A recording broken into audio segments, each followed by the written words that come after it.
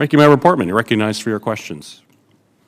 Thank you, Chairman. Mr. Pekoske, I ask you first about terrorism and a TSA success, which was in possibly identifying a known terrorist, a Colombian national named Isnardo Garcia Amado, who was attempting to board a plane in Florida. Was this man listed on the no-fly list? No, sir. He was not listed on the no-fly list.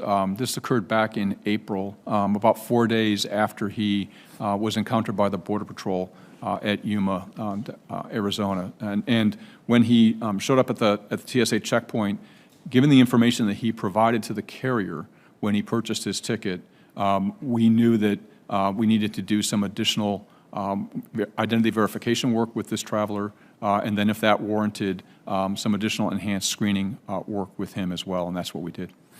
Was he on the terrorist screening database? I can't confirm whether any passenger, in general, we just don't confirm whether passengers are on the terrorist screening database. What I can say is that the information this passenger provided indicated to us that we needed to provide enhanced screening and that we also needed to get further information on his identity. Furthermore, we thought it was necessary that we provide federal air marshals on the flight that he was on. Okay. Do you allow some names on the terrorist screening database to fly? Yes, sir. Yes, sir. Why would you allow that? Because we don't think that those passengers present such an immediate risk as to be catastrophic to an airplane in flight. But we have concerns, and we feel that we can mitigate those concerns through our screening process and, where appropriate, through the presence of federal air marshals on the flights. We also, as part of that process, working with the FBI's Terrorist Screening Center, is coordinate that information across the interagency. So all agencies that have an interest are advised of that passenger's travel.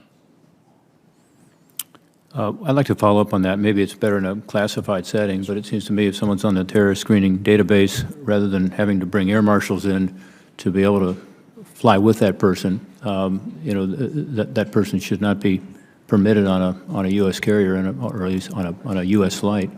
Yes, sir. No, understand. I'm very happy to brief you in the appropriate setting. But this is a very carefully developed and coordinated and governed risk management process that we've used for years. But happy to brief you on it. Yeah. So you're not going to tell me whether Mr. Pekoske was on that list, but it sounds like you treated him as though he was. Yes, sir.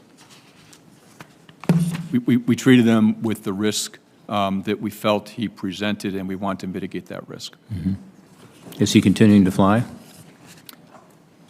I don't know whether he has attempted to fly, but he would be permitted to fly. Mm-hmm. Is he here legally? I don't know the answer to that question, sir. That would be a Customs and Border Protection question. You didn't find that out in the process of the screening? Well, he was admitted into the country by the Border Patrol, so he's most likely awaiting immigration proceedings. A couple 100,000 people a month. It doesn't mean they're here lawfully. Right, but he was admitted in, and he was most likely awaiting immigration proceedings. Mm-hmm. Can you explain to this committee why you can share draft copies of these directives we talked about earlier? These are the draft directives you provided to industry with regard to security for the pipeline industry. Can you explain why you would provide these draft copies to the private sector and not to the congressional oversight committees? Yes, sir. We want to collaborate with our oversight committees and their staffs as greatly as we can, and we benefit significantly from that process. We have offered, and I believe we have briefed on the second security directive that you referenced in your opening statement of what is contained in that directive. Yeah, let me just be clear on that. Here's a letter from October of last year where we asked the Inspector General to get involved in this because we were not getting the information. And I know they're doing an IG investigation now to try to figure out what's appropriate, an audit of your processes.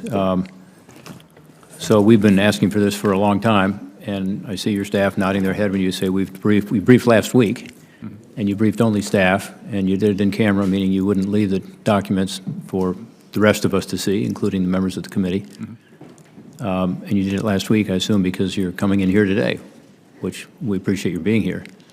But again, Senator Peters and I have a a history of treating these documents with their appropriate level of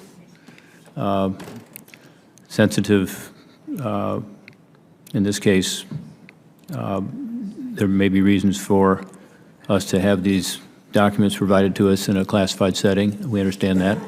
But we'd certainly like to see them. We'd like to know what you're directing these folks to do. We don't want another colonial pipeline.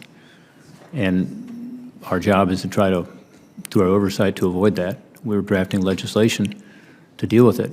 And not to know what the directives are you're telling the pipelines makes our job very hard. And I think makes your job harder, too. So I would ask you today to share those with us.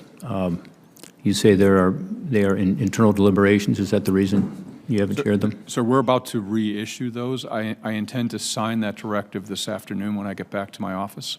And the reason why the briefs were offered last week was because it was in final form. That way you could see the net result process of our working with the industry and with our other federal partners in developing. And why haven't you shared those with us? We will, sir. You will get a copy this afternoon. Okay. Well, thank you. I appreciate that. The federal courts have been very clear about that. When the government voluntarily shares with a non-federal party, they waive any claim that the information is exempt from disclosure. And that's been true. You know, I mentioned we've been at this for a long time. This goes back to October of last year. So we appreciate your sharing it with us. And again, I thank you for your willingness to step up and serve again. You got a tough job because it's a difficult task for TSA, and your pay grades are not that of other federal law enforcement officials. I think the TSA morale problem is real. Again, I have a lot of discussions with TSA individuals and gotten to know some of them through the years. And this problem has spanned administrations and spanned secretaries, so I'm not putting the onus on this administration. You've been in both the Trump administration and now the Biden administration. If confirmed, what do you believe is your role in improving morale at TSA, and what plans do you have to do things differently based on your experience over the past 5 years? Yes, sir. My role is a central role as a leader of the agency, and part of what I am trying to do, and this takes some time, is to, one, be very responsive to the feedback we're getting from our frontline workforce and the workforce across the agency. As you know, we do the Federal Employee Viewpoint Survey every year. We encourage, in fact, it closes, I believe, tomorrow, and we've actively encouraged people and given them time to fill out those survey results. And then I think we demonstrate very well to our employees that we pay attention to the input that we receive, and we look at individual location differences so that we can drill in and figure out what's going on to address the source of dissatisfaction. I think pay is a big part of it, but it's not the only part. And part of it is to make sure that people view that they have opportunity to grow in TSA and to do all the great things that we do in the security checkpoint and beyond. Okay. My time has expired. We look forward to the directive, the draft directive, and Sir. thank you for your service. Thank you, sir. Senator Portman.